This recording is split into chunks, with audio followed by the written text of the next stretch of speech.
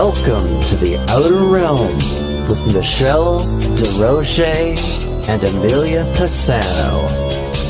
Airing live on the United Public Radio Network, 105.3 FM in New Orleans.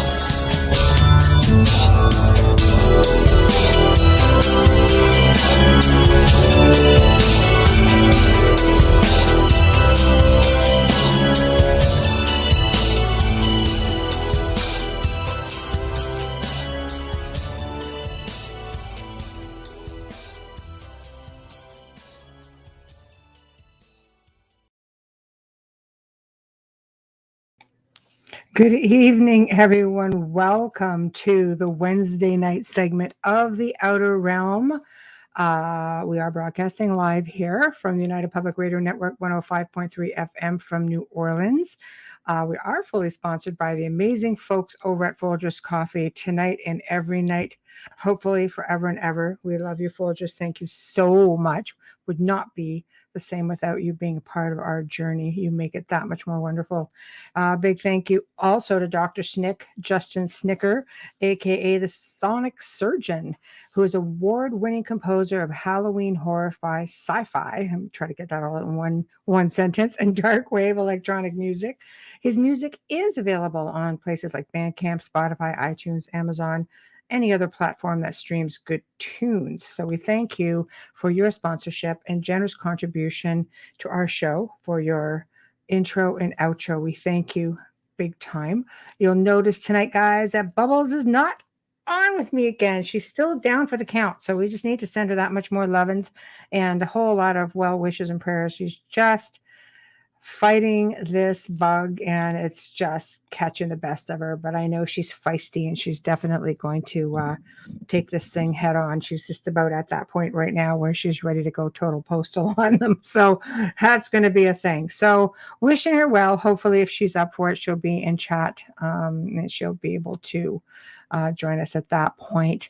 But in order to participate in tonight's show, guys, we are basically in our main streams, but there's some issues with some of our Facebook streams. So heads up on that. Right now, what I'm seeing coming through is our normal Outer Realm on Facebook. Of course, we have Joe Montaldo UFO Undercover and Canada's Most Haunted. We don't have our usual Facebook pages. They are just not kicking in for whatever reason. Facebook is having some hiccups. You can find us on, I believe we are on Twitter. I cannot see Twitter in the chat room though, guys, so I apologize for that. It just does not come up here at all. YouTube, UFO Gods and Extraterrestrials. You can find me on my personal page, Michelle DeRoche at the Outer Realm Radio, archive page there, and UFO Paranormal Radio as well on YouTube. So that seems to be where we are at for this evening, and I can see you all in chat, so this will be a good thing. So anyway, Facebook having some hiccups and we are just not being shown the love, Facebook. That's all I'm going to say. Thank you. Typical Skeptic Podcast. Thank you for tuning in. Good friend of our guest, Jim Girouard, who's just a sweetheart. So we're just going to be waiting for him. And yes, we are on Twitter. I just can't see the Twitter chat, unfortunately, but nice to see you, Janie, Dolly. Thank you, Tamara. Thank you. Thank you. Waiting for everybody to roll on in, and everything is filling up. So like I said, a few little problems, which is not fun when you're trying to get this thing sorted out. So a few hiccups, but hopefully Facebook will work it out. But hey, it's on the Outer Realm and that's what matters, right? So, and of course we do have our YouTube, which does get quite a few listens. Of course, the biggest concern is that if it keeps the hiccup, if you guys do find that the show is just gone from any of the YouTube pages, please, or rather Facebook pages, please head over, get onto the live link, which is on my private page or the Outer Realm page. You can, anywhere that you can go to my private page, grab the live link from there, or go right to UFO Paranormal on YouTube. And those are still like doing fine. So find us there, please. Hey, Allison. So don't despair, because it would be a darn shame. So Jim, of course, you guys know, has been on before. He's just a sweetheart. He is an award-winning artist, songwriter, author of 3 published books, which are on Amazon. He's invented a divination method using letter dice and teaching the method online. And he starts with a palm reading, and you guys get to buy the dice and do the throws. And he can actually decipher everything. He can decode them. I'll tell you something. Before he came on the first time, he did my palmistry and such. And I have to say, he was freaking pretty spot on. I have a lot of people throughout my couple of decades of doing this and who've tried to read me, some successful, some not so much. And I was really curious about this method, and he offered, and I thought, oh, I would love to. And holy crud, it was pretty impressive. He said he received a night vision in 1970 and was warned by the revelation to avoid loans and banks and corporations. He never had a credit card. He's never took out a loan. He's never established a credit history and never went into debt. Kudos to him for that. He stayed under the radar, never even went to college, joined the military, started a business. He bought everything on his own with cash, and he saved up over the years and basically probably did it right, if you ask me. But tonight, we're actually going to be getting into something entirely different. He is versed in many things, and one of those things is extensively on magic. We're going to talk about that. We're going to talk about time travel. Two of my favorite topics. It's funny because out of all the time we've been on the outer realm, we've had very few people come on board wanting to talk about magic, a couple on time travel.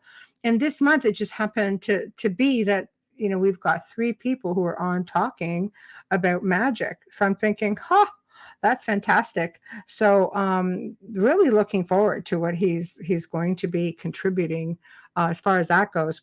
I know that Joe and I did a show on time travel and dimensions and interdimensions and multiverses. And hey, Wayne, and I have to tell you, that show on the Gray Zone, which was like, typically it's still an anomaly to me because this is a show that airs like at dinner time on a Saturday. You don't really expect to get many people.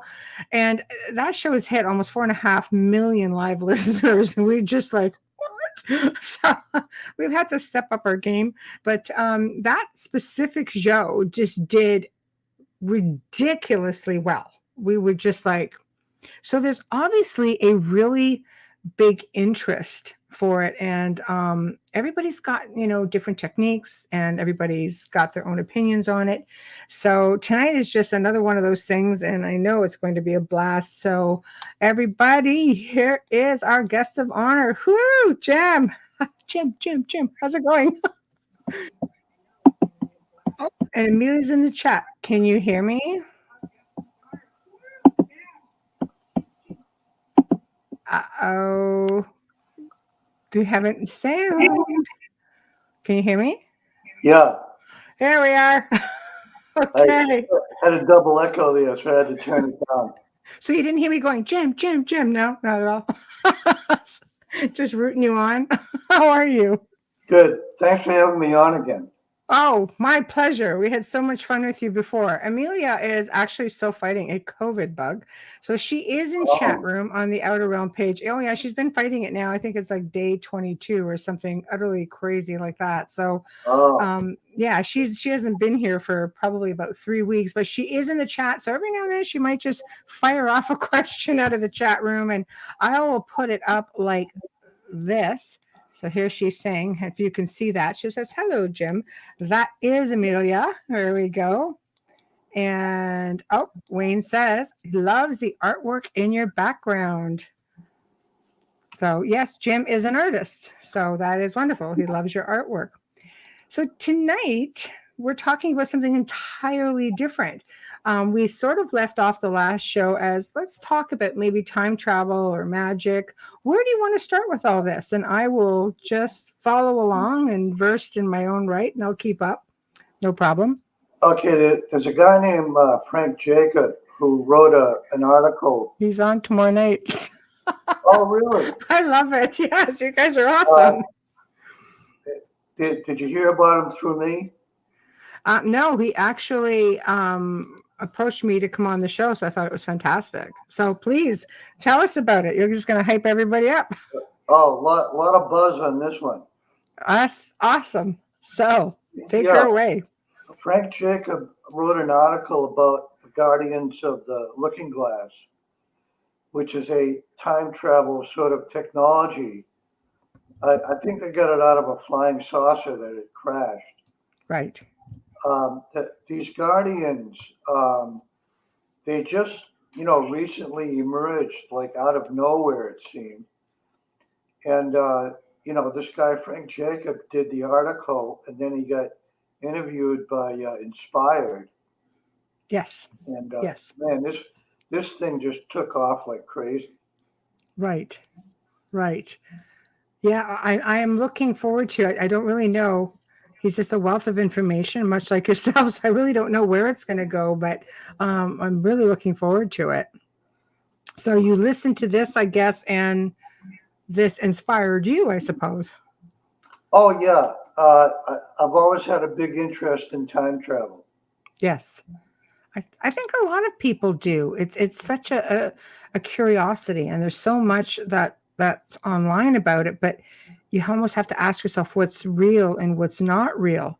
So what is, like, where has your research with it taken you? Well, getting back to the Guardians of the Looking Glass, Mhm. the final conclusion is that we do go back onto the right timeline. Please. Yeah, I mean, I think that's the thing that everybody's really looking for at this point. It has to happen because we've been completely side railed into a whole other existence, I think what's been happening, is that, someone has been pissing on your leg and telling you it's raining. And now what they're doing is they're pissing on their own leg and telling themselves it's raining. Right. That's pretty much the best way I've heard it put. It's definitely a thing, and it's really starting to just peeve a lot of people off. I think we're a little bit fed up. Yeah, So where should we be at, Jim? Like, I mean, when did this happen? When did we get side railed? That's the question, isn't it? It's a big question. I think it's like, what were the sequence of events? Where did we become complacent? And then, at what point do you compromise your priorities? Right. Right. And I think that's, a lot of people's priorities got compromised a long time ago. You're not wrong. Yeah. You're not wrong. Integrity, priorities, everything is out the window.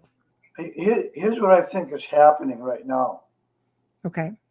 I did a reading on this a couple days ago, and what the reading said was that there would be this multi-dimensional portal, specially designed for people who haven't made the transitional shift of frequency in order to go through the portal.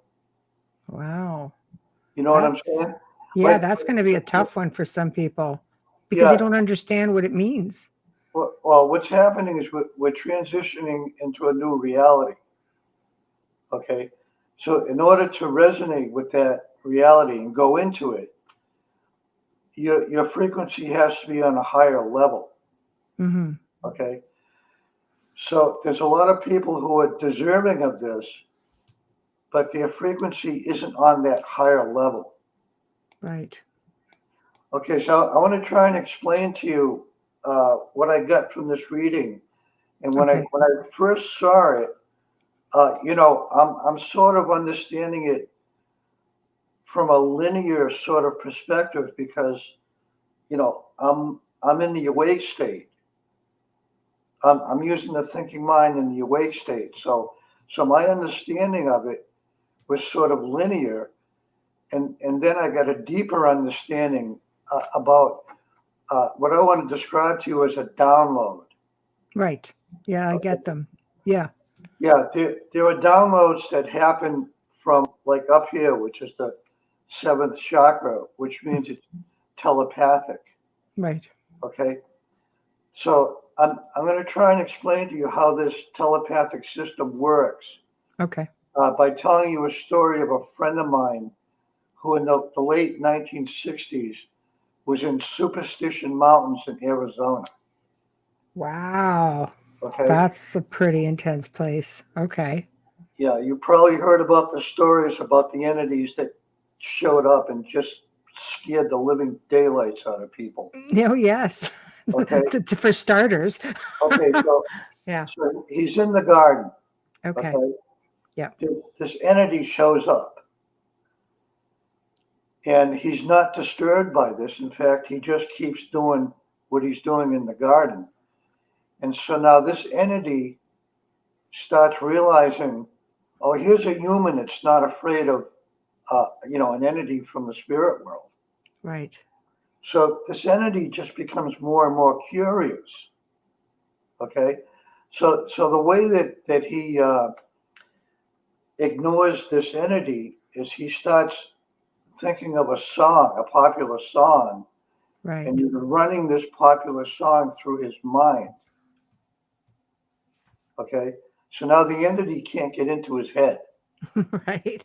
Hopefully it was Okay. an annoying song. Now what happens is the entity goes back to headmaster legion of these spirits. I don't know if they're good or bad or angels or Right. demons. I don't know what they are.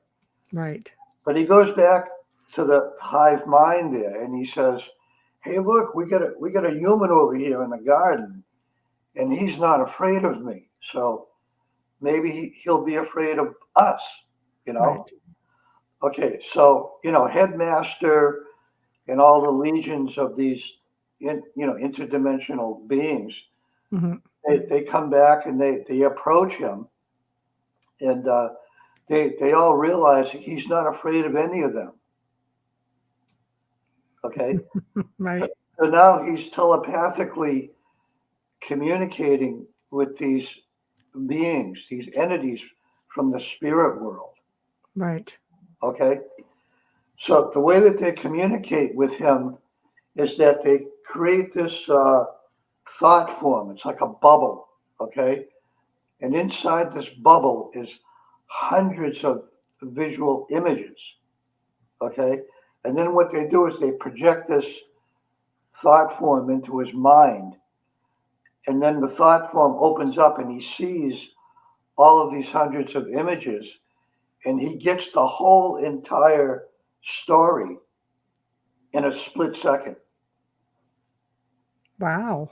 Okay, so Yeah. the way that we communicate is you think of an idea that you want to tell somebody and you visualize it in your mind, Right. and then you think of the words, Yeah. and then you vocally try to describe one image at a time, which Yeah. is very slow and very time consuming, Oh, yeah. and a lot of times it's very difficult to get the visual image across using words. Right. It's true. That's Yeah. why you'll always hear people say things like, "I can't think of the words to describe it." Yeah. Okay, so the reason that I'm going over this sort of telepathic system that they have in the spirit world is because these people that are now wanting to transition into the new reality haven't raised their vibration. They can get this telepathic download and go through the portal. Okay. That's Yeah, interesting. it's sort of like a fail safe. Right. It's a fail safe that's created by nature that exists in the universe. Right. Right. And the reason that this is happening is because the time factor has run out. Okay. Wow. There is no time left to get ready. Wow. Wow. And these people are not ready. No. Okay, No. they're deserving. They have good hearts, and they're deserving. Yeah. Okay, so something special has to happen to allow them through this multidimensional portal Mm-hmm. so they can transition with the rest of us. Right. Yes. Well, I just want to hit a couple of questions before we go on, because then once the stream is gone, it's gone. In your opinion, do you feel timelines are straight lines or intersect? Wow, that's a great question. Yeah, we got good people in chat. I believe they do intersect. And the reason I say that is because all these other timelines, you can think of them as a parallel world, let's say. And, if you think of this timeline as a straight line, and that there's these other timelines which are running right next to the one that we're on, the frequency of these other timelines is only a fraction of a degree different than the one that we're on. No, that's true. It is just a smidge off, isn't it? Okay, so what happens is, because the frequencies are so small and they're so closely together, the timelines overlap. Okay, so if the question here is, do they intersect? I think of that as overlapping. Overlapping. So do you think then, if that's the situation, all of these entities and spirits that we see, do you think it's a bleed through from another dimension, like one of these overlapping dimensions? Are we really looking at lost souls, or are we looking at an overlap? I believe it's both intersecting and overlapping. Wow, interesting. That entities as well as other timelines are coming in because, like I said, the amount of frequency difference is so small Hmm. that the overlapping and the intersecting is happening all the time. Yeah, I agree with you. I do agree with you on that. I think it's multi dimensions in a way too. It's not necessarily even one. Typical skeptic, one of your good friends who's been waiting for you, says, "I think it was some rogue Anunnaki that hijacked our timeline. When you read the tablets of Enlil, says to Enki, where you went, you were to break the chain and set us free." Sorry, that's me. Oh, that was you? Oh yeah, it's supposed to be off. I thought I had the volume down. So Yeah. bad timing, because nobody in my family knows I do a show for the last like several years at this time. So apologies, everybody. Um, okay, so what's your thoughts on what he's saying about Enki and Enlil, the Anunnaki? Well, the whole idea is liberation. Okay. The whole idea really is to be set free from this octopus-like stranglehold that's been upon us for probably thousands of years. Right. With the English language is basically a language of black magic spells that's sort of tied in with the money system, Yeah. right? So Yeah. this vision that I had in 1970 that I was telling you about, it's all about the money system. Okay. Now in Revelation it says that the Antichrist is the number of a man. Right. It doesn't say it's a man. Mm-hmm. So you hear all this stuff all the time. Oh, Obama's the Antichrist, Bush is the Antichrist, Trump's the Antichrist. Spin a wheel, okay? Right. Every year it's a different Antichrist. So, the Antichrist is not a man. Mm-hmm. It is a money system of numbers. Right. Right. Think about it. Mm-hmm. Where's the magic? The magic is when you go into a store with a piece of paper that has a number on it. You take an item off the shelf. You hand the piece of paper with the number to the clerk, and you walk out with the item. Right. Right. That if that's not magic, I don't know what it is. Well, it's interesting, Well, magic. Is it an antichrist? I know it's some, magic. you might have some faithful people say to you, I don't know, because, you have this wonderful thing and then something, or it seems too good to be true. And I mean, the idea of the antichrist, like right now, the new one is Elon Musk because he's that sort of wolf in sheep's clothing, doing what antichrists do, which is supposed to make everything wonderful, work for the people, root rah rah, and then all of a sudden it goes terribly wrong, and then somebody else comes in, being the savior, saves the day. So if this is the whole thing, who's going to save the day? That's what I want to know. I'm totally convinced now that I've seen all these presidents. Okay, Yeah. I'm totally convinced that the reason that we have a president Right. is so that at least 50% of the population of the country can bitch and complain about somebody. Right. That's the whole I, population. I mean, We all have somebody to bellyache about. it's like having a voodoo doll. Right, right, You're right, sticking them pins in the voodoo doll, but you're right, talking about the president. right, right. It can get pretty technical. I think what it comes down to then is, well, actually, I'll just put the next question up for you. How does one raise a vibration? Is that the way out?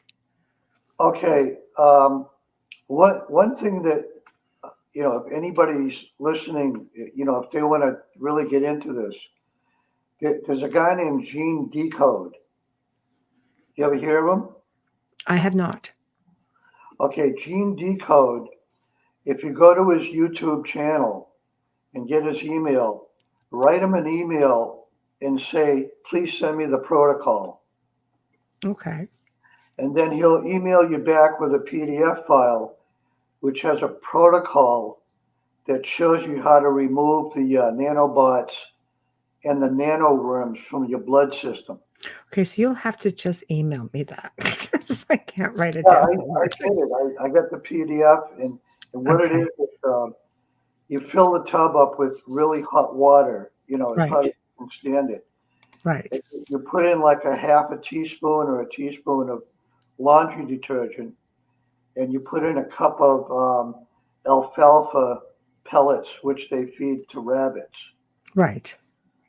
Okay, so then what happens is the nanobots and the nanoworms get removed through your skin. Okay.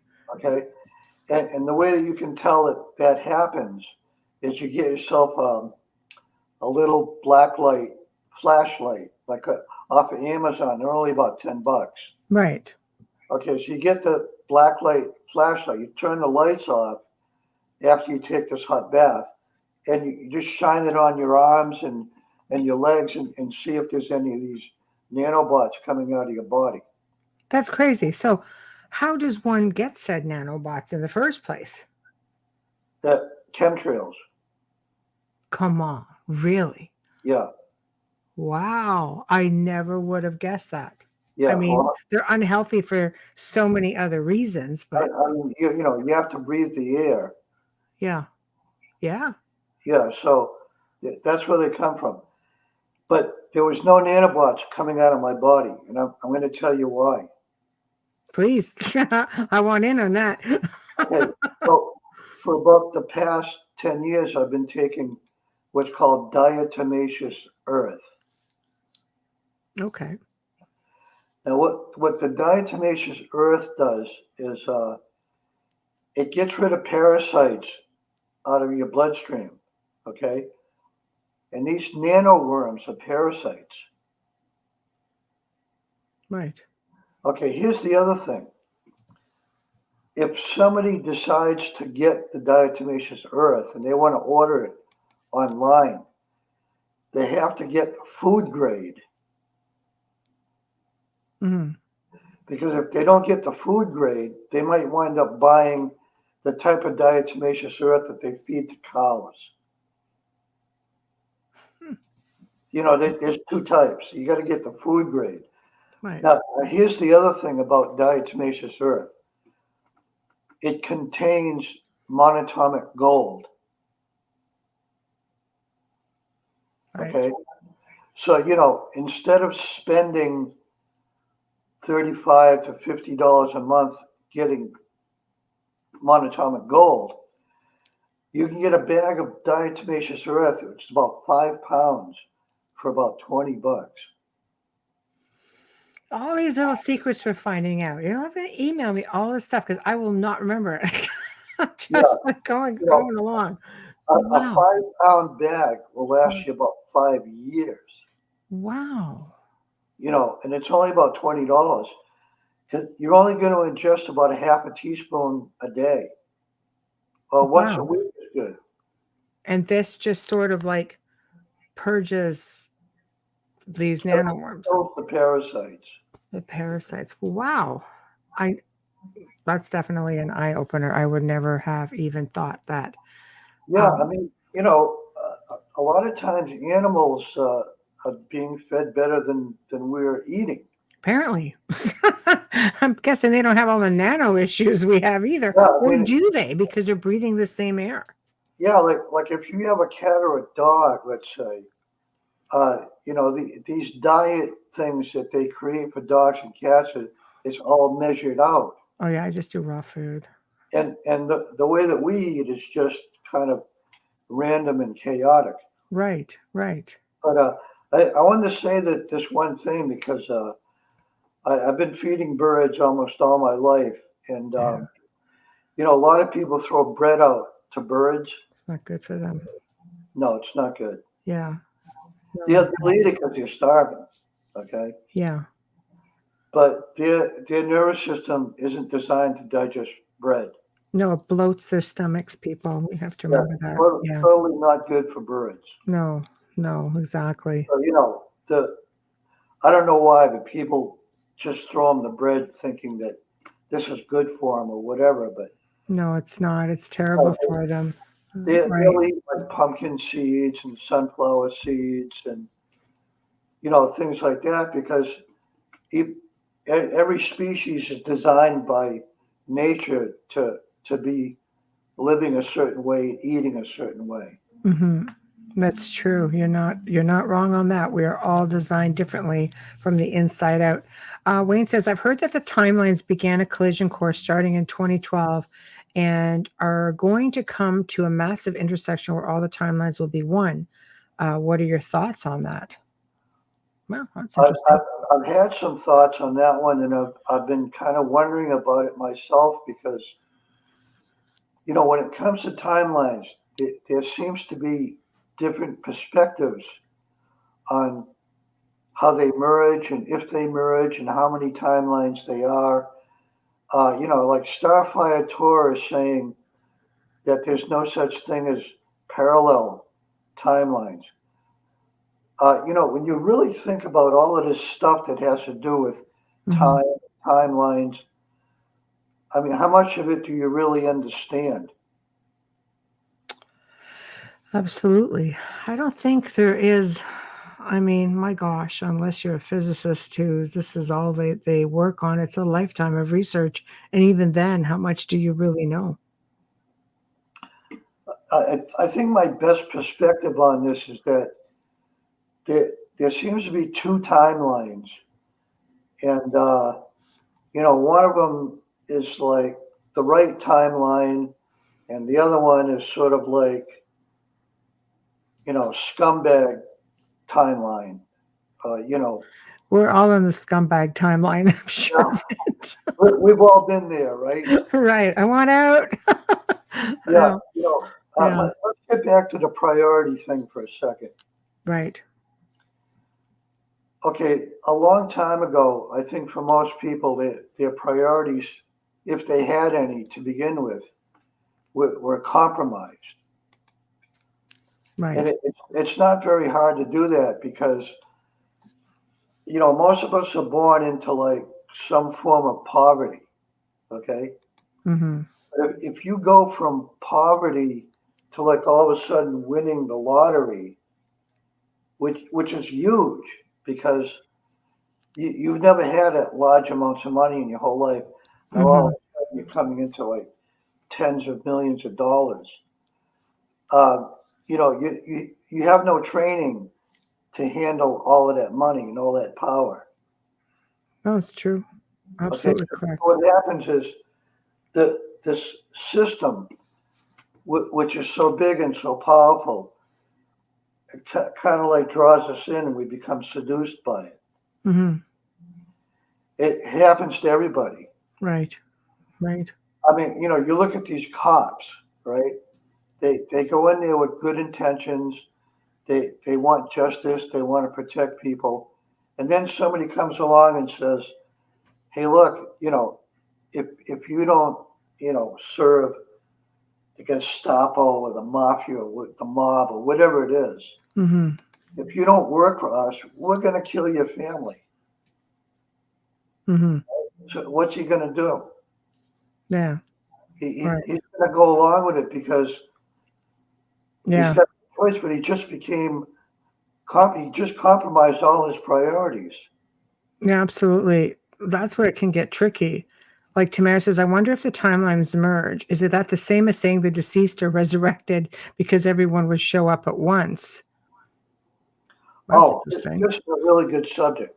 Yeah. Excellent. Yeah, it's a Thanks, really Tamara. good question because I really wondered about this for many, many years because, like, there seems to be like a biblical kind of reference about the resurrection and stuff. Yeah.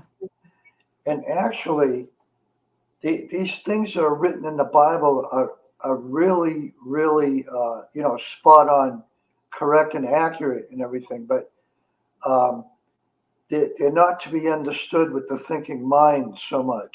Hmm. Right. But if you approach the understanding with an energetic perspective, then you can get the real picture. Hmm. Okay. Now, if you understand Revelation in terms of this big energetic perspective, it all has to do with certain frequencies that are coming in, like from stars and in the sun, Hmm. from the universe. There's all these frequencies that are coming in Right. that are uh, affecting and manipulating the time stream. Right. Right? So when these frequencies come in and they affect the time stream, you get these fluctuations in perception. Right. And that's what the revelation is really talking about is these fluctuations in perception. Hmm.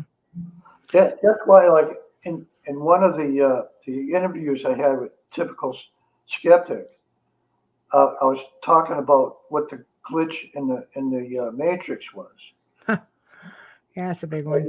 And then I said to him that the Matrix is the glitch. Okay, so please enlighten us on that one. And how is that possible? As most people look at the Matrix as that's the prison right there. Yeah, I mean, okay, the material world is what the Sanskrit language describes as illusion. Right. And the Krishna books describe it as Maya. Okay. Maya means illusion. Okay. Okay. Yeah. So to begin with, we're in this illusion. And, especially like in the awake state, like I'm thinking I'm a man, that I live in a certain state, that I have a certain amount of friends, a family, a certain amount of money, and all these things, all these thoughts that I have is all illusion. Hmm. But what the Krishna books describe as the real you is a spiritual spark, which is 10,000 times smaller than the head of a pin. It's a spark of energy. Okay, Wow. Yeah. that's what you are. Right. Right. Yeah. Like a grain of sand on a very big beach, as I usually say. Yeah. Yes, but this spark is in every cell of your body. Okay. Okay, I'm following. Yeah. so now when a person dies, if that spark exits out of the lower part of the body, like the three bottom chakras, Hmm. the spirit soul goes into some hellish realms. Okay. But if that spark exits from the heart chakra or the fifth or sixth or seventh chakra, the spirit soul can attain heavenly planets that are in the material world. But if a person is self-realized, and if that person dies during the day, and if they're awake, their spirit soul catapults out of the body and travels through the sun and goes back to the spiritual world, which Okay. is the original place. So Amelia says, how do you define hellish realms while we're on the topic? Self-created hellish realms is mental prisons. I mean, we're already in a sort of hell already. Yeah. Living on Earth. The prison planet kind of thing, right? Body. We're in a mental prison already. Right. But Right. there are mental prisons, like hellish mental prisons, that are created by being extremely angry and greedy and things like that. Right. And if you can't overcome those types of emotions, what happens is these lower vibrational, what they call airs. They call them air. They call it air because it's like air in a sense. Yeah. The emotions travel down into the lower chakras, and if the spirit soul exits out of those lower chakras, then they go into like these hellish realms, which are self-created hells. Is this So why? in a sense, there is no hell. Right. It's just up in the mindset, is what you're saying. So Amelia's saying, is this why some lives are harder than others? Is this why some lives are harder than others? Yeah. Yeah. Right. Yeah. Wow, that's interesting. But at the same time, if a person is having a hard life, Mhm. they're just simply working off some karma. See, that's interesting because some people who are just I always say, you've got to be a light being, and people will often resent people who are they are light beings, or kind, and their service to others, are not a self-serving individual, but yet they have the worst freaking things happen to them. I have someone in my life which is like, I'm telling you, there are people up there watching and they're putting plans in action. I'm like, oh, so they're just going to put plans in action to ruin your day. Yes. And I had a friend of mine who he does a lot of planetary work, and very, very gifted, elderly friend of mine who's been doing this for a million years. And he goes, oh no, he's not far off. What am I missing? I'm pretty open-minded. Okay, the problem with what you're describing is that we don't have the perspective of the insight to be able to trace back into a past life, Unfortunately. all the things that we did in that past life. Right. But all the things that we did in that past life are now manifesting and repeating in this life. So basically the lesson is, this is karmic, so do it differently. Yeah. Do it better. But at the same time, you have to have some kind of insight to realize, okay, these things are happening to me because in a previous life, I went and stabbed somebody, or I stole something, or I killed somebody, or I lied, or cheated, or whatever it was that you did. It comes with you in the next incarnation. Right. Okay. So the other thing is, every person that you know and interact with this in this life is someone that you knew in a past life. Right. Absolutely. Yes. Yeah. Your soul circles, sort of like your tribes, just you follow through role playing and trying to get one another through all the karmic garbage, I guess, that was created. Like in a certain sense, I'm kind of like here paying you back the favor that that you did for me, Right. Right. and vice versa. We're sort of Yeah. We we're work it all not out. just interacting. We're interacting again in this life. Right.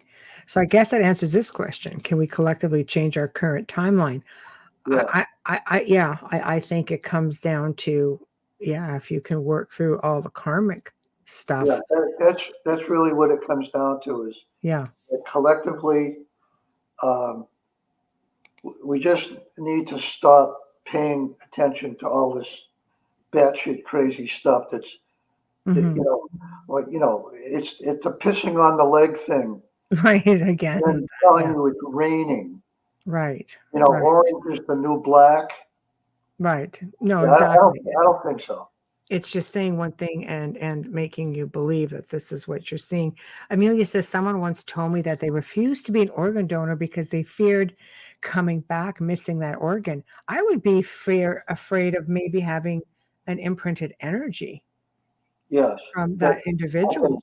This is If a that's really good description of what I think of as sympathetic magic, right. Okay. in a sense, because I don't know how much you know about magic, I but dabble here and there. I'm versed here or there. Yeah. let's get into voodoo a little bit here. Okay. Let's do that. Because everybody knows about the voodoo doll. Right. Yes. Okay. So you Yes. take this doll, let's say, and you stick the person's photo on the doll and you start jabbing away with the pins, right? Right. That's sympathetic magic. So that's intention then as well. It's intention, but it's also visual and it's symbolic. Right. And that's what makes it magic. Right. So, exactly what that person was saying. If your organ gets removed, That was Amelia. Yeah. Yeah. that can create a problem for your next incarnation. Right. See, So you don't you want to have any so of you your can come organs back removed. without that organ, basically. There's always some sort of natural healing technique that you can detox the body. There's all kinds of things that you can do to But, avoid having an organ removed. I mean, who would agree to that? well, family members, things like that. I think it's a little bit different with, something that comes back. My thing would be a matter of, again, if we're not bound by the physical, okay, for us, it's essence, it's energy, it's frequency, it's vibration. Why should the physical matter?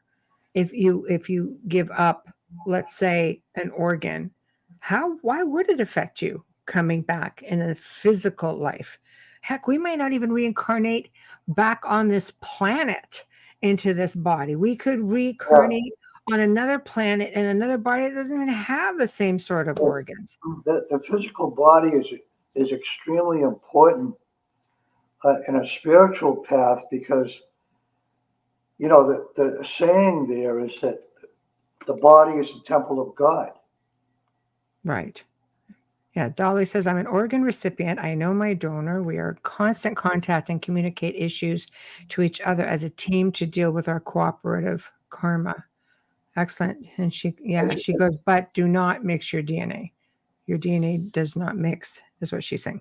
It's a personal choice. Yeah, Whatever you decide to do with free your will. life it's a sacred thing, in my opinion. Right, What you decide to do with your life is kind of like sacred, and there should be no trespassing and telling other people what to do with their life. right, right. Yeah, Tamara says the body is a conductor of energy. Yeah, Yes. right, And right. another interesting subject because this thing I was talking about, this multidimensional portal, and then Yeah. the downloads that come Mm-hmm. from ascended masters or ETs and things like that. Mm-hmm. Some of that, in a certain sense, is what I think of as Shakti transference. Okay. Shakti means energy. Yes. Okay. So if you're getting a massive download from some deity or ascended master or maybe even ETs. There is a transfer of energy from one being to another. Yes, I absolutely agree with you. Yeah, Yeah. I mean, it's a really interesting phenomena. I've been sort of trying to find as much as I can on it Hmm. my whole life, actually. Right. Trying to read books on it and watch videos and get opinions about it because it's just something that fascinates me to no end. I completely believe that, you know, beings of energy can transfer to other beings of energy. It's just it is energy. What it does. Moves around. It's transferable. Sometimes if you're I always say, when you're dealing in cleansings and things like that, even your own energy, if you're sitting there getting into an argument with somebody in your space and you take off for a couple of hours because you're all annoyed and you come back and you're calmed down and you feel good and everybody's, life back to normal, then you walk into that space again a few hours later and then you wonder why you feel really foul. And you're thinking, gosh, why do I feel like so uptight? Because I believe that not only can you transfer energy, I believe you can project that energy out, telekinesis, psychokinesis, things like that. So it stays there. If you don't cleanse that, if you don't get rid of that, it just compounds onto itself. You go back in there, get in a fight in that room again, the next night, for instance, you have all this negative vibes. It does stay there. So some of this energy has been known to grow into like poltergeist activity. It can actually manifest into its own. Oh, what you're describing reminds me of the movie The Exorcist. Right. Yeah, there we go. You could probably do a whole podcast just on that one movie. For sure. Linda Blair played the part of the 12-year-old girl, Yeah. and she was messing around with a Ouija board. Right. Yeah. Okay, so now Captain Howdy comes in. Okay, Yeah. so, the whole thing is she invited this entity to come into her body. Right. Okay. Well, I don't know how far I should go into this because. Oh no, feel free. We believe me, we've tackled everything. I've been in the paranormal field for 20 years. You're not going to surprise me at all. So please, my, yeah. my opinion, well, the story was fiction. Okay. Well, it's based on the story of a 16-year-old boy, and it's not anything like the movie. It took like weeks, like 6 to 8 weeks, to get that problem resolved. Yeah. Well. Of every day for a couple hours a day of constant barraging. It's definitely not as sensationalized, the head turning, crawling along the ceiling. So, Well, the yeah. movie scared the daylights out of me. Until it came out, I know. Yeah. If you ask the question, those two priests, did they succeed in exorcising the demon out of the little girl? Mm-hmm. They didn't. No, usually it's more than a one-shot deal first off too, but Yeah. But- The older priest died. Yeah. The younger priest made a huge mistake. Mm-hmm. And he basically invited the demon into his body. That's right. And then he jumped out the window and toppled down the steps, and then he died at the bottom of the steps. Mm-hmm. So, my take on something like that is, instead of inviting a Catholic priest, why didn't they invite a Satanist? I think it has to do with, again, we're getting into mindset. I think you follow your faith. And when you're dealing with religion, they do have a way of instilling certain things into your psyche from the time you're very small. This is part of your upbringing. And I think this is where it gets ingrained into mindset. I even when I've worked with people, I'm like, what gives you faith? What makes you feel powerful? What makes you feel like you can combat this? I believe whenever you make an invitation to invite an energy into your body, you're taking a chance. And they take their invitations quite seriously and they don't give it up that easily. And even in real life, this allegedly, in the real case, allegedly, this did happen. And the young man went on to be a very, very successful individual. And the priest allegedly died eventually, and the room in which he died in apparently is extremely haunted and is kept under lock and key. I'm sure there's a lot of parents that are very grateful to the Catholic priest that exorcise these demons. I'm not trying to like. No, I understand. I'm just working with that. The whole. Yeah, I understand I'm not completely. trying to criticize the Catholic priest because Yeah. the service that they're doing by these exorcisms is In really, some cases, yes. In some, yeah. I mean, yeah. they're saving a lot of lives, Hmm. by doing this. But the point I was trying to make is, like for example, the past 10 years or so, Yeah. I've gotten in touch with magicians and sorcerers and Yeah. uh, shamans and people that practice sort of like a left hand kind of path. Oh, yeah. I know many as well. So you're Yeah, thinking, why go to religion? Why not use a practitioner who may have a better understanding? exactly. Yes. Oh, I get it. You would think that, Luciferians are and practitioners of occult magic, even who work with these entities and have a better understanding, and they end up with dialogue with them. That you think it would be better to say, "Hey, come on, let's work something out. Leave the But kid alone." exactly Yeah, my point. yeah. Um, I just because think is maybe people don't know about it. yeah, they don't know what sorcery is. No, and they probably don't realize that there are other options. With your religious mindset, like I was saying, we grow up and we're conditioned to believe a certain thing, and you're not conditioned to think outside the box, Yeah. right?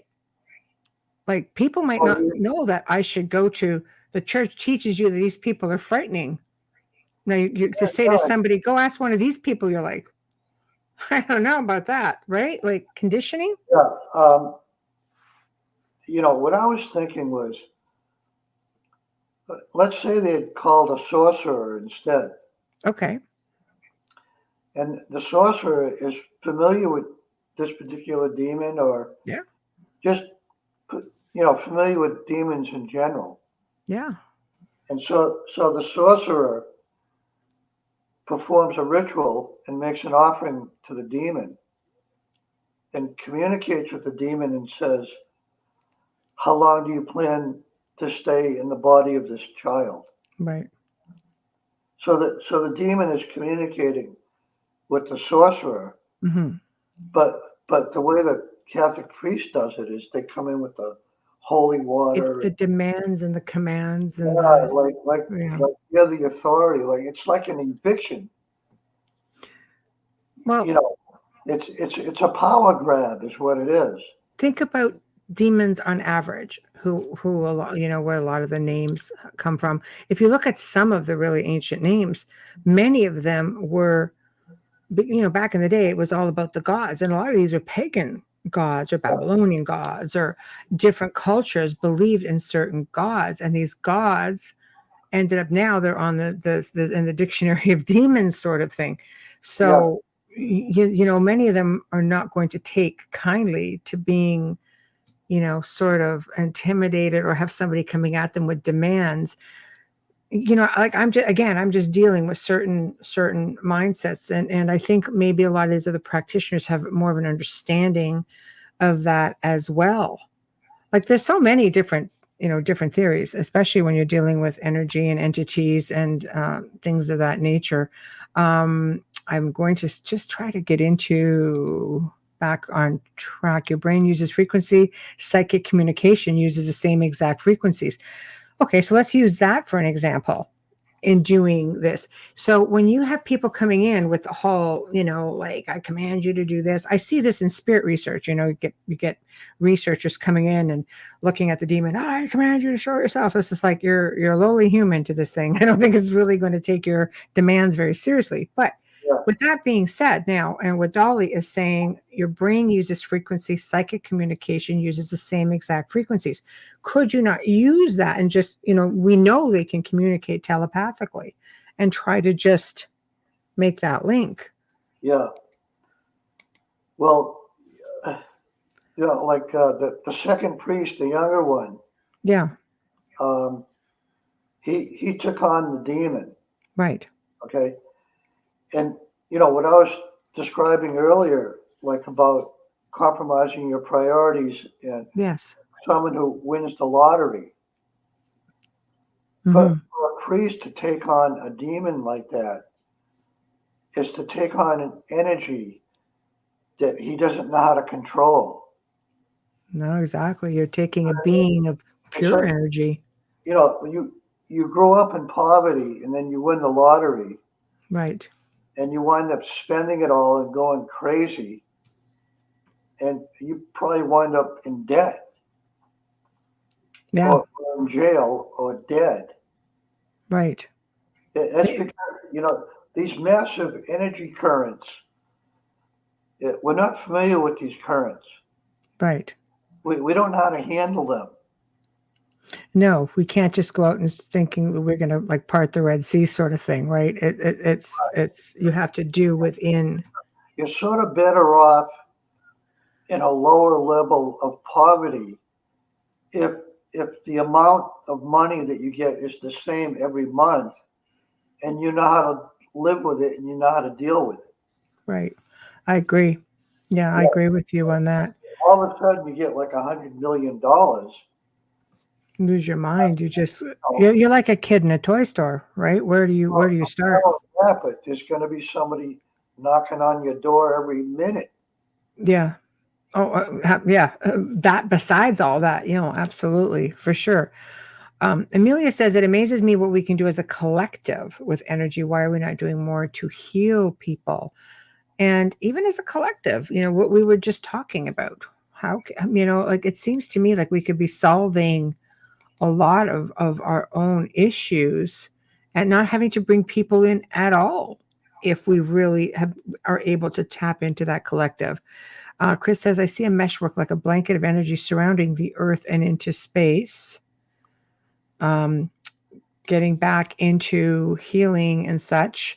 Kathleen and Ball, hi Kathleen, I had to clear all the karmic issues with my donor liver and get spiritual permission from his family to let it go. Only then was I able to undergo the healing of my liver, make it mine, and as a result, stop the immunosuppression drugs during her ceremony of a Brazilian Amazon jungle. I have it stick 9 months later. That's fantastic. So again, it's a whole energy thing, right? Yeah. Dolly says your physical mind is coded like various computer to use. That's interesting also. I think there's just so much, a lot of the comments that I'm seeing here just shows that we're not really, I don't think there's so many people that just don't get it.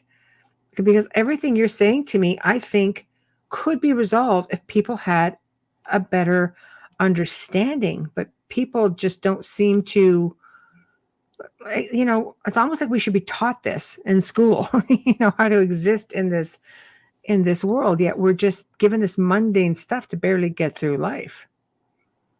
Well, it kind of reminds me of the Pink Floyd song, We Don't Need No Education. Right. Yeah. Yeah. Yeah. And you see all those kids in the video singing the song. Right. Just Hey, very. leave us kids alone. Yeah. Yeah. I agree. What a great lyric. It is. It makes you wonder where it comes from. Dolly says, in this physical timeline, in this dimension, we are physically living in it. The universe is a physical mainframe, like your mind, and there are 12 dimensions within the frame. What are your thoughts on that? I've heard that, and I believe it's true. Yeah, and then she says, now in the only the two lower dimensions have a timeline. That is really interesting. I did not even think that. And she goes, they are the same time space. Time and space, but what about reality, Dolly? It's like, what about that reality thing we're talking about? Yeah. Because I really do feel that, Amelia, I agree with you. And yes, I say get better and let's take care of that. Your mind is capable of contacting anything all across the universe. We are connected in real time together. So if we're all connected like that, should it be easier to be able to break this whole prison mentality, like change the timeline, change whatever's happening to us? Like, are we not powerful enough, do you think, Jim, to break free of that? We're here to learn that and then to do it. Right. Right. You know, a lot of people right now are just sort of like in the beginning stages of, you know, being ready to transition, but they need to look at all of these blueprints of, you know, these dark agendas that have been on the planet for thousands of years and get an idea what that blueprint looks like, and understand that, you know, Yeah. they've been being screwed 6 ways to Sunday since they were born, Mm-hmm. and you know, they have to step out of this sort of Disneyland, you know, American dream, you know. No, absolutely. I think that we are, again, I think a lot of it is conditioning. You know, you hear, especially with mainstream media, you know, religions, just the powers that be, any situation. I don't want to just center out, you know, anything specific, but I think if you're told every single day that this is how things are, then you start to believe this is how things are. But I believe that we also went backwards somewhere.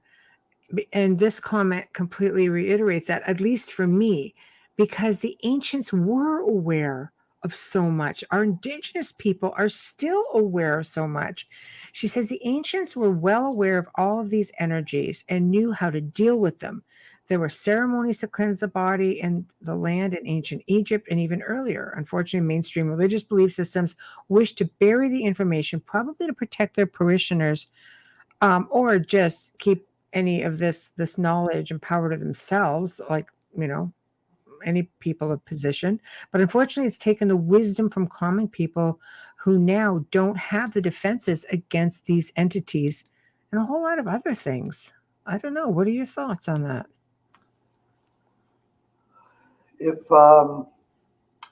if they get lucky enough to jump through some hoops of fire Right. and get burned, Right. they'll learn how to defend themselves. Yeah. Yeah. So basically, if you're faced with it, you're saying you'll instinctively know how to. Yeah, you have to jump through some hoops of fire Right. to get to adept mastery and get the knowledge and that sort of thing. Right.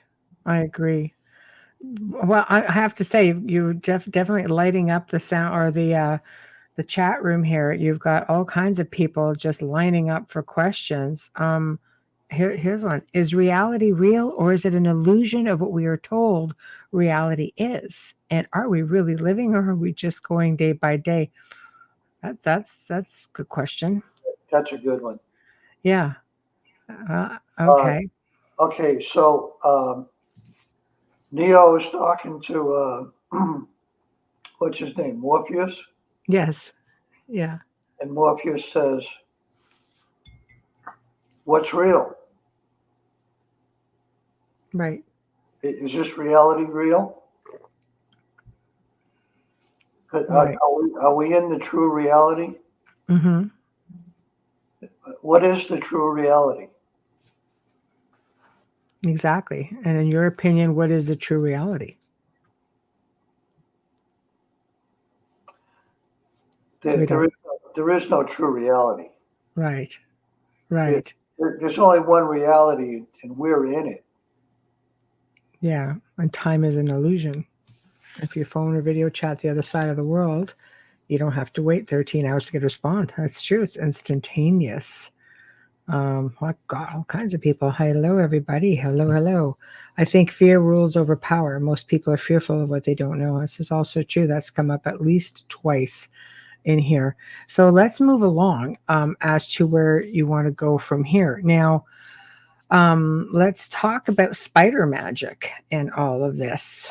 And Okay. you've got some great stories here. So, Okay. I want to tell you how I met John below Melchizedek.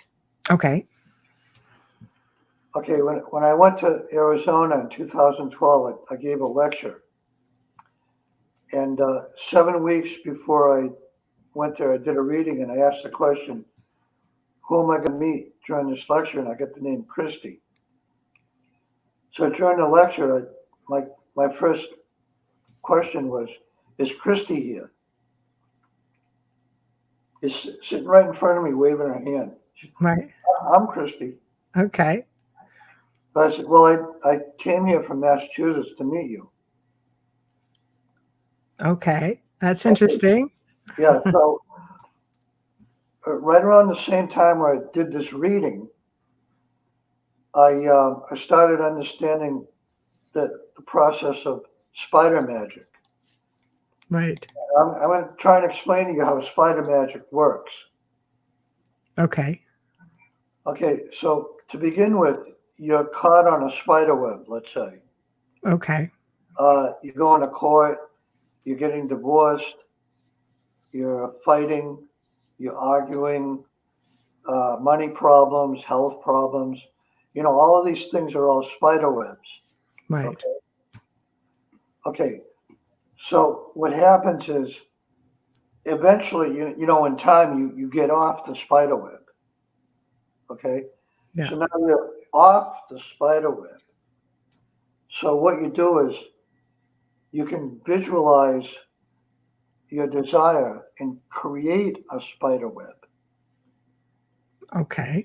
All right. Right. And that's what I did with Drenvalo Melchizedek. Okay.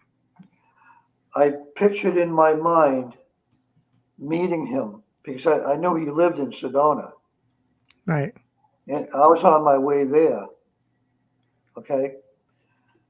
So here's what happened. I gave my lecture, and the next day I walked up to the top of the mountain, which I did every day when I was there. And I was looking out over the valley. And here comes this guy walking down the path, and he's carrying this little white puppy dog.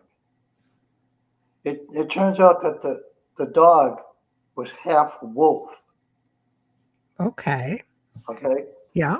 So I'm standing there looking over the valley, and this guy walks up to me and he says, "Hi, Jim." And I was like, "How'd you know my name?" He says, I heard your lecture yesterday. So we started talking, and it turns out that before he got this puppy, he had a dream about the puppy, and in the dream, the puppy leaped into him. Okay. Now that's definitely interesting. Okay, so now he had this dream vision of this puppy, and then he came across this puppy and bought it. Yeah. Okay, so we're talking away back and forth, and he says, "Would you like to visit a vortex?" Because there are vortexes in the mountains of Sedona. So I said, "Sure, let's go." So we went to the vortex. We climbed up to the top, but for some reason the vortex energy was making me sick and dizzy. So we climbed back down. I went back to my room, and by this time I was really exhausted and I was tired and I was hungry and I ran out of food. but the supermarket was right next door. So I figured, okay, even though I'm tired, I'm gonna put my sneakers on. I'm gonna walk across the street, and I'm gonna get myself a salad or whatever, Right. you know. So I walk into the supermarket. There's Drenvalo Melchizedek standing there right next to me. Quite random. So I was like, hey, I'm so and so. I invented this dice method, and Hmm. talking a little bit. The most amazing thing about this guy, he took my hands. He was holding my hands. He was looking right in my eyes as he was talking to me, and it was like looking into a great big empty room Hmm. that had nothing in it. Okay, and what I mean by nothing is that there's no tension in him. There was no anger. He wasn't neurotic. Hmm. He wasn't like sarcastic. There was nothing there. Right. It was like completely empty of human faults. Okay. All right. I never met anybody like that in my life. I met a lot of gurus, Hmm. and the gurus weren't like that. They had no baggage. There's just like nothing. It's completely clear and void of thought. Completely clear of all negativity. Right. Okay. Just positive vibrations. Okay. So what happened was he was with his daughter. So then he said to me, I have to go. I'm with my daughter. I said, okay. It was nice to meet you. And I was walking down the aisle, and he shouted out to me, remember, always serve others. That's right. That's right. And I want to tell you the story because that's how spider magic works. Yeah. So once you get off of the spider web that entangles your life, you have to realize that you're now in the moment where, because you're off the spider web, you can cast a spider web of your desire, like visualize it, cast it out there, and then you're going to catch it. Hmm. And that's what I did. Wow. That's a little bit like, and correct me if I'm wrong, you know how they say that you can will people to communicate with you or to come to you by looking at a photo and really intensely looking into the eyes and just putting a thought transfer. Is that the same idea as your spider web theory? Like your It's it's similar in the sense that it's energetic. right, right, It's magic doesn't really have a fixed definition. right. Like for example, uh, you could step outside like at the end of summer Hmm. when the leaves are falling off the trees. Hmm. You can look down at a pile of leaves and you can predict the future Hmm. by looking at those leaves. Yeah, yeah, Okay. absolutely. Yeah. Yeah, you can do divination with anything, Hmm. anything that has a pattern, Hmm. if you know how to look into it. Right. Yeah. It's like gazing into a crystal ball, and your vision gets a little blurry. Hmm. It's that blurriness that allows you to see into the future. Yeah, I could see that. I think a lot of it is intention and so on, and focusing and different levels of frequency. I think everything is about frequency and vibration and intention. I mean, if you are intending to put out that energy, and like I said, in this case, you wanted to meet this individual. Are you in fact just putting that out into the collective, and somehow it just makes its way around? Would that be a form of magic is just putting it out there, because the collective is, everything around you. Yeah, I think the idea is visualize it in your mind and sort of cast it out as a spider web, Right, and then stop trying to make it happen. right. The Fibonacci sequence. Did I say that right, Amelia? That's a big Italian word. You know what that is, right? Yeah. No bug. Maybe you can explain it to those who. Spiral of numbers, Right. uh, one and then two. I forget exactly how it goes, but Yeah. it starts off as a small spiral and keeps expanding outward. Right. There we go, Amelia. She goes, yes, that is correct. And I did say it right. So, what I'd like to do before we continue on is do a quick sponsor ID and station ID. So, thank you, everybody who are tuning in. My gosh, chat room is loaded tonight, even with the Facebook issue. So, thank you all for tuning in, and YouTube as well. You are listening to the Outer Realm Radio with our special guest, Jim Girouard. Am I saying your last name properly, or am I butchering it? Yeah, it's a French name. I'm French. I should know this. Is Girouard, right? Girouard. It's pronounced Girouard. Girouard. Oh, okay. In the French Yeah. document, it's pronounced Girouard, but Girouard. it's actually Gerard. Girouard. Okay, Girouard. Okay, so I'm saying it half French and half English. Okay, so fantastic. Thank you for correcting that, and thank you for being here. This is definitely an enlightening and knowledgeable, educational conversation that we're having, and everybody's getting into it. We would definitely like to thank our sponsors, Folgers Coffee. Folgers, we love you. I feel like I'm on a certain game show host. Huh? Anyway, thank you. And thank you to Dr. Snick, aka Justin Snicker, for your contribution of our intro and outro. So thank you very much. And like I said, you're listening to The Outer Realm on United Public Radio Network 105.3 FM in the beautiful city of New Orleans. I just don't do it as nicely as Amelia does, but that's because I don't have to. I usually do the first and the last. So thank you. So I think we've got some other things coming in. Yes, the yummy coffee. Absolutely. Coffee. I'm going to put that up for Folgers. There we go. Folgers. Everybody loves you. So thank you. So Christina says, I think that works based on what we're talking about, only if the other person is on the same energetic wave. Otherwise, it will interfere with free will. I don't know, what are your thoughts on that one? There we go. I'll put up comments as we go along, but you'll pertain to the questions. There has to be some agreement in order for telepathy to happen. Okay. Yeah. Okay. So if we're doing it that way. You just can't go around reading people's minds. No. I don't know.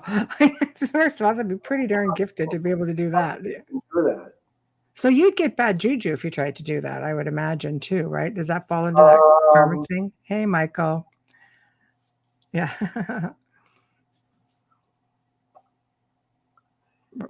Did you want to continue with the questions? I got a couple of stories. No, you go in. Now I'm just posting up comments while you're speaking, so because they come up on the video, so people are able to see them. People who are watching and not just listening. So no, please go ahead. Okay, a couple of years ago, I started having these dreams. Right. And I was seeing these people in my dreams. I recognized them, but their behavior was strange. So then I started realizing that these were dream agents. And that they were there to distract me. Okay, I've never heard of that. Yeah. So okay. once I realized that they were dream agents and that they had some kind of agenda, that the next night I had a dream where I was talking to one of these agents, and I said to him, I know who you are and I know what you're doing. So the next night, I saw these dream agents, but they were 20 feet away from me. And they were scheming. Mm-hmm. And what they were scheming was how to get close to me again. Okay? So they wanted to come back and they wanted to manipulate and distract me and do all of these things. So these entities, like, what is compromised of a dream agent? Are they malevolent? Are they extraterrestrial? How do they fit into They, the scheme of they, things? they That's could be what Amelia's saying. Amelia, what is a dream agent? a dream agent, as far as I understand it, is some form of archon or artificial intelligence Archons, yeah. type of being. Yeah. Okay. Okay. So this went on for a couple years. This kept happening, you know. Right. And then about a month or so ago, I had this dream where I was walking into a room to look at the book of knowledge, and there was these two dogs pacing back and forth. And then I heard this voice say, "You don't have permission to be here." So I turned around and I saw these 5 dream agents. And I said to them, "You gave me permission to be here. Now you're telling me I can't be here?" I said, I'm going to walk out that door and I'm never coming back. Mm-hmm. Walked out the door. I was outside. And behind me, I hear this voice say, "Hey." And I turn around. The guy says, "You're never going to get your free energy." Hmm. That's Okay, so peculiar. a couple of weeks later, Yeah. I have this dream where now they're really coming after me. They're trying to kill me now because I defeated them. Mm-hmm. All right, I made it to the book of knowledge. Can you explain to people what the book of knowledge is and its importance? Okay, the book of knowledge is the way I perceive like eternity or the Akashic records or Okay. the all knowing mind. Right. Okay, so now I made it to the book of knowledge, and what I found out was that the new energy was going to be released to the public. Okay, Mm-hmm. so now they realized that I penetrated through their wall and I penetrated through the veil. Mm-hmm. I defeated them. Okay, Mm-hmm. now they're trying to kill me. Right. Okay, so one thing that happened was they sent this very attractive girl, but that didn't work because I didn't know her, and Right. we weren't married, and I didn't know her, so that didn't work. Right.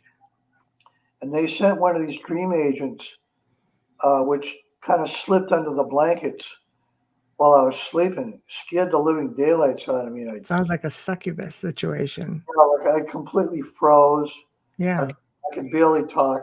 And then there was this other part of the dream where I was walking down the street with a friend of mine, and I was telling him some things, and we came across these 2 teenagers that had rifles, and the teenagers turned around and started firing at us. So we ran the other direction, and there was all kinds of things like that happened in the dream where they're just trying to kill me now because I defeated them and I made it to the book of knowledge. Mm. Right. That's interesting. So if they're coming after you, obviously this is like see Amelia and I sharing a brain again. She goes, is it a memory or is it actually a dream or is it actually a memory that maybe you're having? See, I'm trying to muster out the words and coming out of my head and she pops it out. So Yeah, everything is a memory. yeah, she says, could it be possible that it was actually happening? Well, yeah, it happened. It happened on the astral. Yeah, right. That's kind of frightening. It's like your dreams are being invaded, or it's like maybe you're just, is it a dimensional thing? for the longest time, I was really trying to think of some kind of way to, stop them from appearing in my dreams and attacking me and Right. causing all of this anxiety and everything else. But now I'm not looking at it that way at all now, Mm. because now I feel empowered because I defeated them. Right. I made it to the book of knowledge. Now I'm reading the book of knowledge. Okay. And the other thing is, they stopped coming after me. Okay. Because Yeah, you they, achieved the goal that they were trying to stop you from doing, right? You just right. busted through and you succeeded. So what do you get out of out of reading this? You're able to read this book. Where do you go with it? Like, Well, are you allowed to share that with the world, or do you have to keep it? Because not everybody is ready for something like that. okay. Whenever you're listening to somebody telling you something, like especially in videos like this one, Mm-hmm.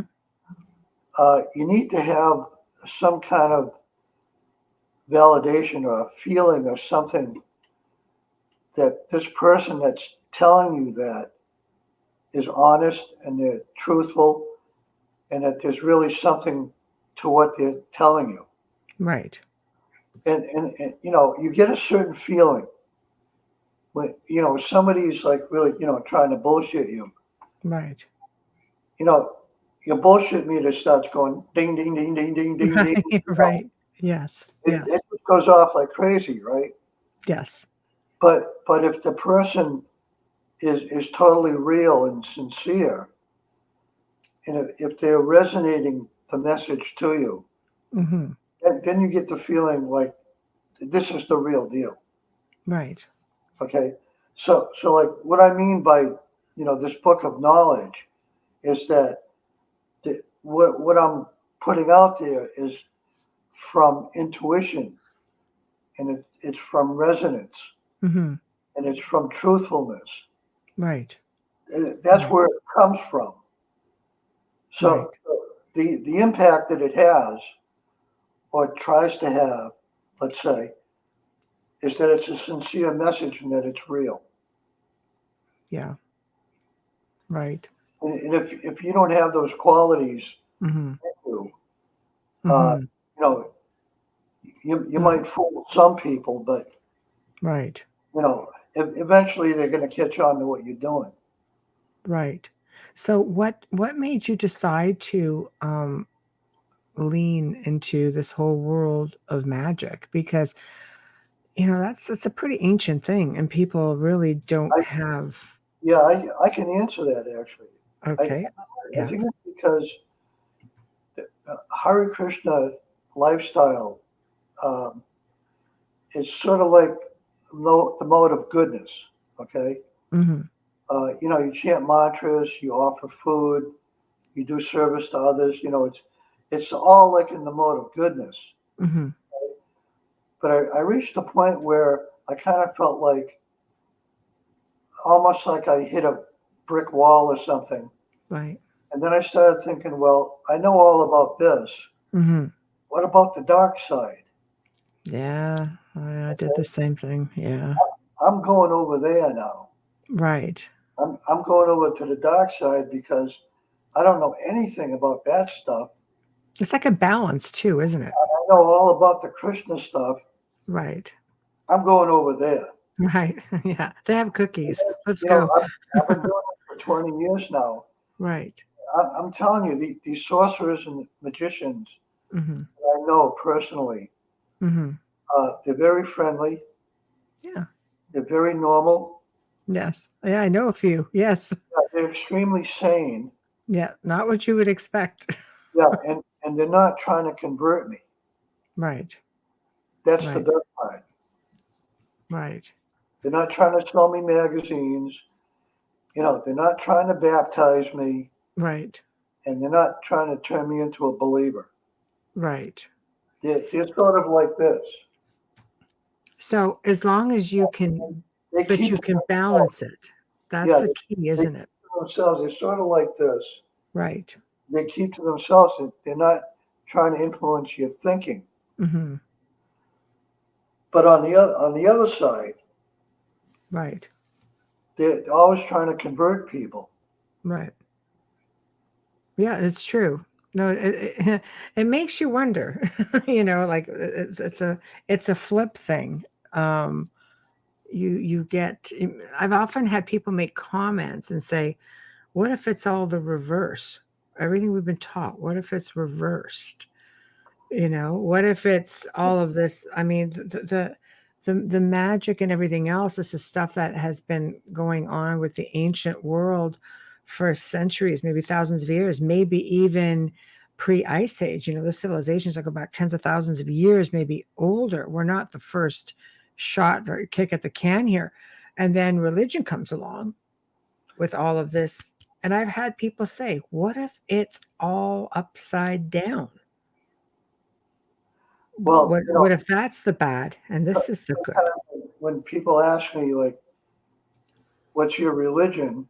I tell them I'm a satanic Christian atheist. I'm a Heinz 57 of all of it, right? So I guess that people we leave them scratching their heads, going like, I'm a multi-dimensional hippie redneck. right? Yeah, I mean, yeah, what do you tell yeah. them? No, I agree. How do you answer a question like that? No, it's true. What's your religion? I mean, what does that mean? I don't. Yeah, I don't have a. I always say I don't have a religion. I'm just a student. I just want to learn everything. I don't look at. I mean, and here, you said it perfectly well. Religion is a man-made thing. It is a man-made thing. Yeah. I think some of us evolve past that sort of thing. You have your faith. You have your beliefs. Why does there have to be a title to it? Why does there have to be a tag on it? Did you know that there are heavenly planets for atheists? What? Sorry? There are heavenly planets Okay. for atheists. So tell us about that. Okay. Why do the atheists get a planet and the rest of us don't? I'm kidding. No, tell me about it. I hope you don't get any bad emails on this one because the born agains are going to flip a Twinkie when they hear this one. Okay, so we respect the views. I have to do the full disclaimer. We respect the views of all of our guests. So. Explain it this way, okay? Okay. Yeah. Let's say you have an atheist, okay? Yes. Now this particular person doesn't believe in God. Right. Okay? But this person is kind, very thoughtful, does a lot of things for other people. Mm-hmm. I might even run into a building that's on fire, save someone's life. Mm-hmm. Okay. And then that person dies. Right. Okay. There are heavenly planets that are designed for these types of people. And they go to this heavenly planet because they were very loving and very kind and very thoughtful Right. in their life. But here's the thing. On that particular heavenly planet, there's no God. So that's interesting. Yeah, there's no God. There's no religion. But is there not? Because to me, faithful people, I'm not religious in any way, shape, or form. And I have friends from all walks of life. I have some, like Christian friends. I've got Luciferian friends. I've got all kinds of friends from one end of the spectrum to the next. Most will tell you there is a creator. And they have a strong belief and faith of whoever that creator may be.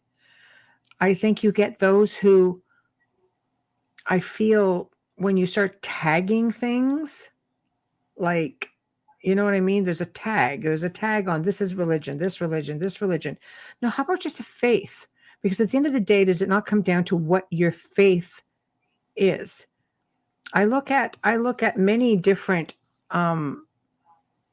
belief systems, and they all have names for their God. And I see that some more Christian faiths, it's like, well, his name is God. Well, his name is Yahweh, technically. why, some will address them as that, but then you have some that they just don't address them by the names that they were given. It's just strange. Everything is a label. It's not necessarily a name. It's a label. So I don't know. Call me crazy, but maybe I'm off with that one. But I'm funny with labels. I don't like them. Christina says, "May I ask if you're more drawn to the dark side or to the Krishna side?" I'd have to say both. The dark side is created by Krishna. Right. Okay. So maybe explain. Yeah. Right. Krishna is the dark side. Oh, see, we're talking about that flipping thing. Like you're gonna have a lot of people like sending you hate mail. Send the hate mail to Jim. I'm only the messenger. Only the platform. Yeah. Well, you've heard of Shiva, right? Right. Shiva is sort of like the dark godhead in a sense. Right. He is in the mode of goodness, Right. but the Satanists and the sorcerers and the magicians, they love Shiva Right. because they think of him as a demon. Right. Some of them even think that he is a demon, Okay. but he's actually the godhead. He's in the mode of goodness, but he's the dark side of Right. of the godhead Right. in the mode of goodness. Right. At the end of the day, we're just looking at, a lot of different perceptions with a lot of that. People, it's the age old question. It's the age, it's the question and it's the belief that have started wars, like Uh, religion, power, it's money, just all of that. there's so many religious people out there that you kind of feel like you're walking on eggshells trying Mhm. to communicate ideas to them because uh, you know th- they're just totally indoctrinated Right. with all these belief systems. Hmm. It's all about belief. Well, spirituality doesn't make you question all of that. It doesn't give you demands. I think religion as a label puts a lot of demands, on people. Like you do this, don't do this, don't do this. I've seen more wars, or not, seen personally, but when you're reading and you're researching our history, there have been more wars waged in the name of God. And it's just like, that doesn't sound very spiritual to me.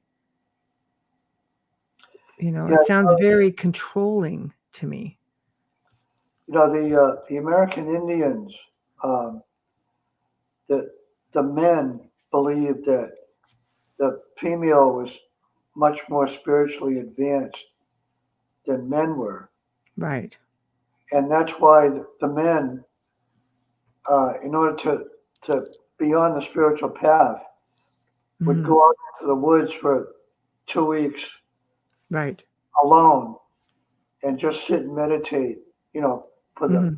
entire 2 weeks and listen to the sounds of the wind and the birds and Right. the animals. And in most cases, they would have a vision. Hmm. In this vision, they would see a deity, a interdimensional deity Right. that would, maybe continue to appear to them and teach them certain things that they needed to learn. But Hmm. the women weren't required to do that because the female is the original creator. Thank you. Okay? The creation of the universe begins with the female, not the male. Right. Right. No, The- it's true. The whole goddess worship, all these goddess temples, it really is. And I think religion came in and changed that up from the goddess worship to the male counterpart.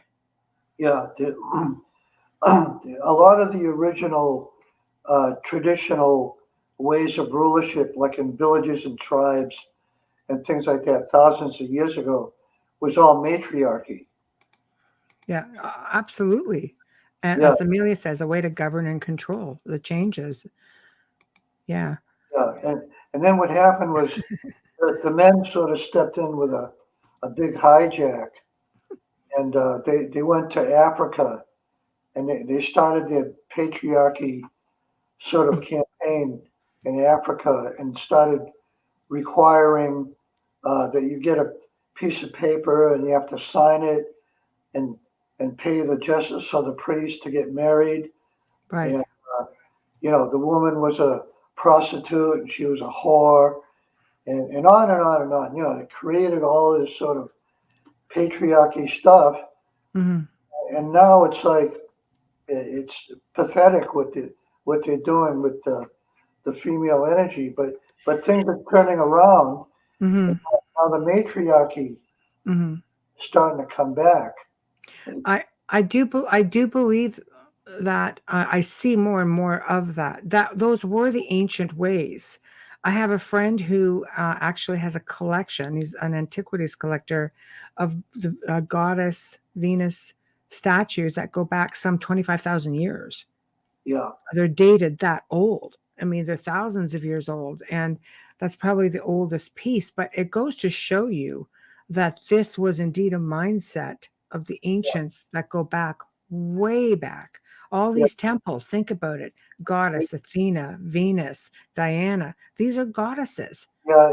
But then we had Zeus, and then later on started coming in with the male counterparts as well. So yeah, I agree with that. If this world was ruled by women, you wouldn't have the war machine shit show. I think it depends on who's ruling. I could be a little volatile.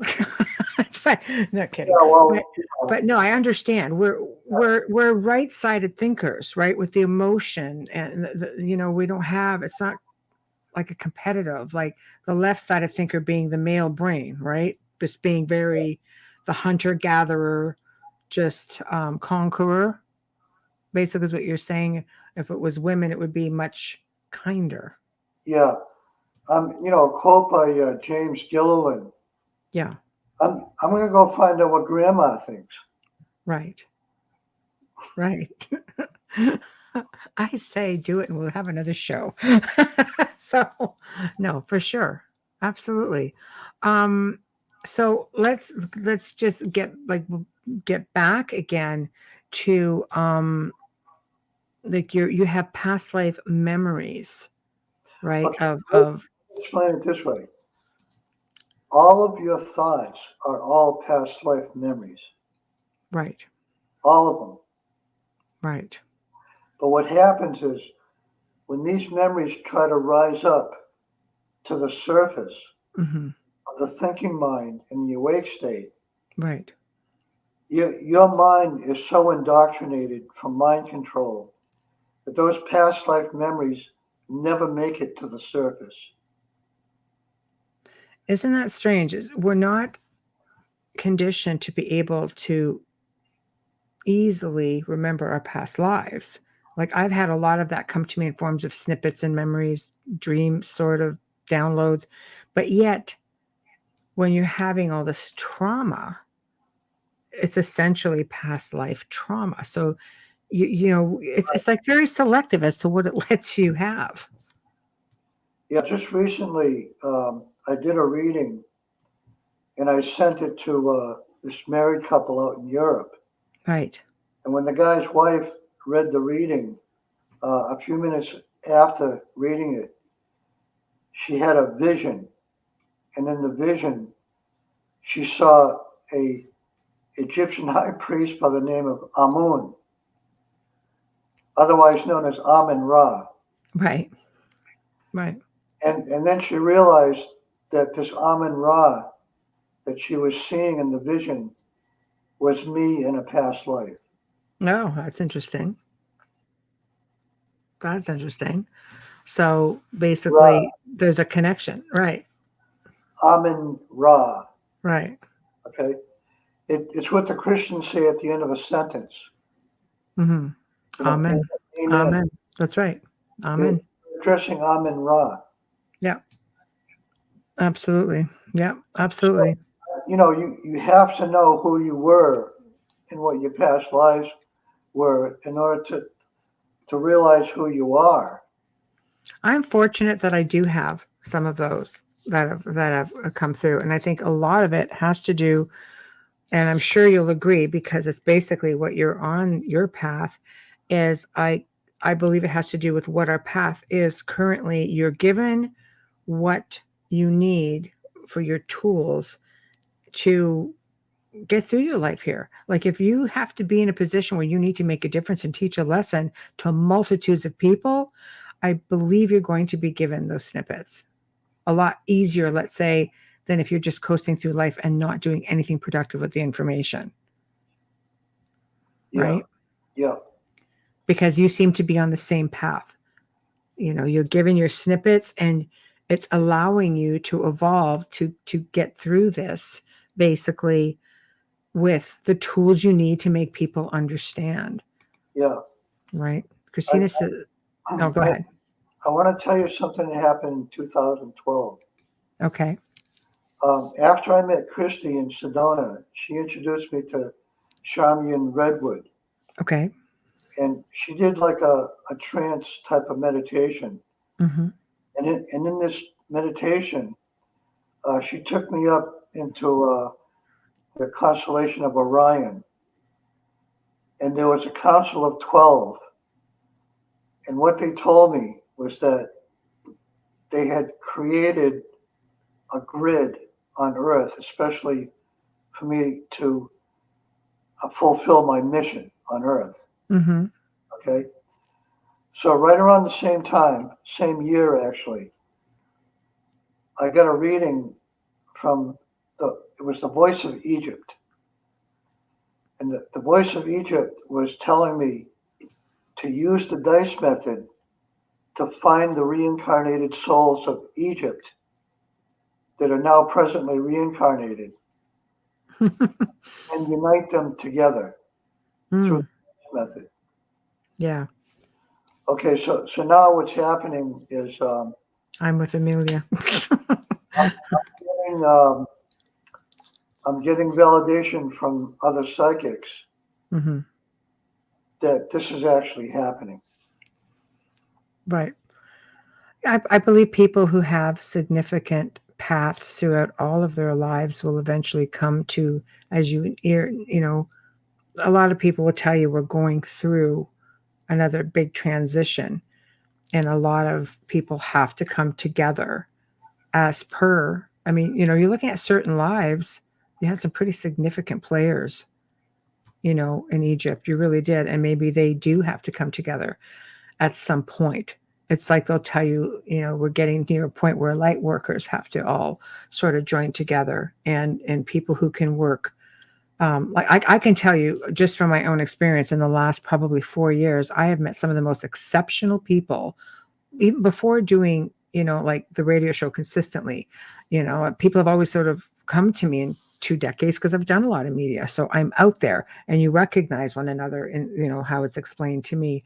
I have met some of the most gifted people that I've ever met in my entire career of the last 2 decades in the last probably 4 years. And they do some of the most exceptional things that pertain to working with the planet, with the collective, working with the planets, the stars, the moon, and you could literally see things unfolding. And not everybody, I believe a lot of people are capable of doing that, but I believe it's something that transcends lifetimes of Yeah, experience.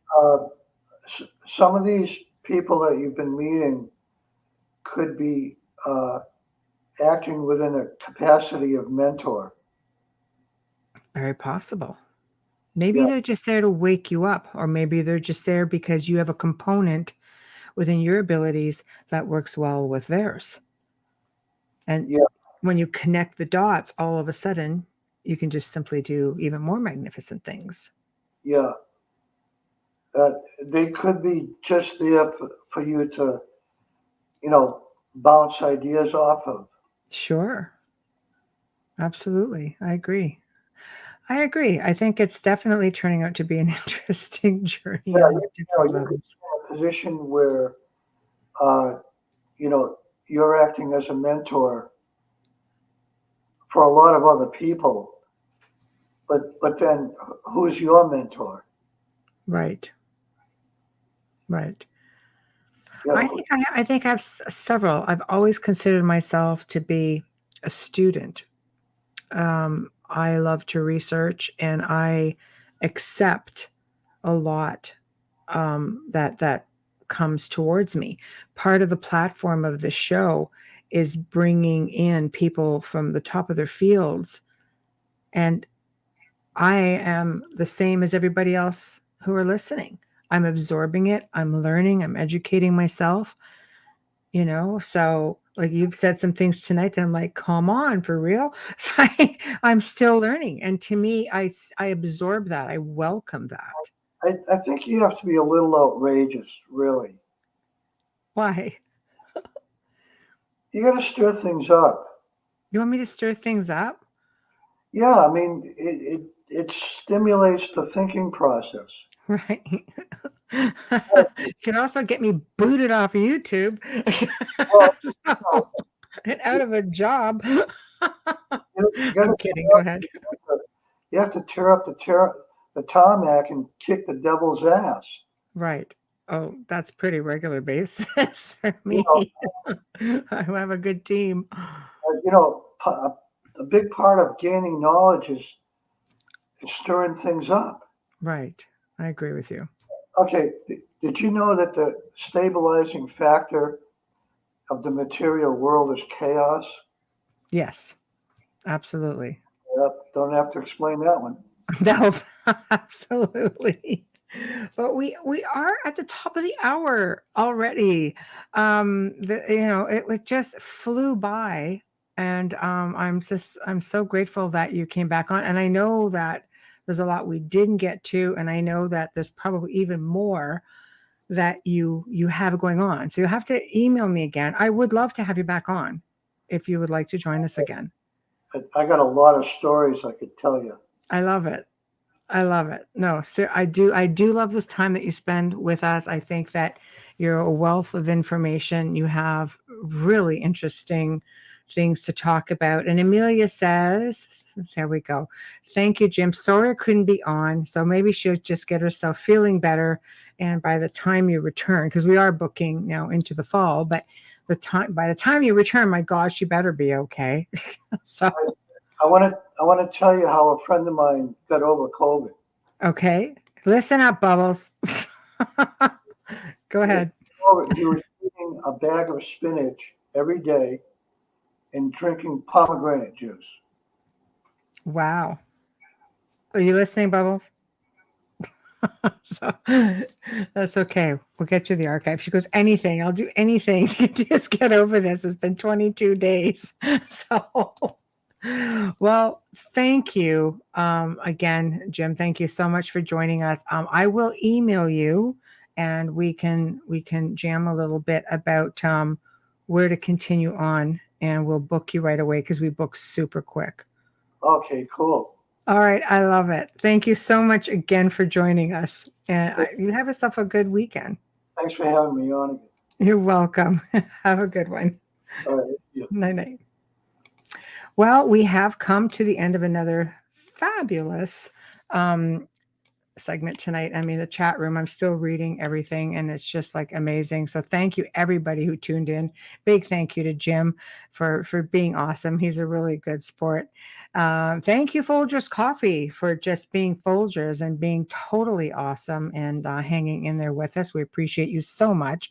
Thank you, Dr. Snick, aka Justin Snicker, for your contribution as well. Please head on over to our YouTube channels, International Public Radio, UFO Paranormal, and UFO Gods and Extraterrestrials, and give a subscribe and check out some of the archives. There's some great shows on there. Don't forget us about little us at the Outer Realm on Facebook, and support us over there. Amelia does a great job of keeping the page up. So head on over, check out who's coming up next. If you want to communicate with us directly, please, the Outer Realm Contact at gmail.com. It's the Outer Realm Contact at gmail.com. Tomorrow night, as I mentioned at the beginning of the show when Jim mentioned him, Frank Jacob is coming on. And holy crud, all I can say is this guy is bloody awesome. And I think he's got so many different topics he can be communicating about. I think we're going to be talking about extraterrestrials, raising consciousness, secret space technology, probably for starters. And he could get here and have an entirely different array of things to talk about. But either way, you just are not going to want to miss it. So definitely tune in. Until then, Amelia and I bid you all a good night, and we will see you tomorrow. Thank you. Bye now.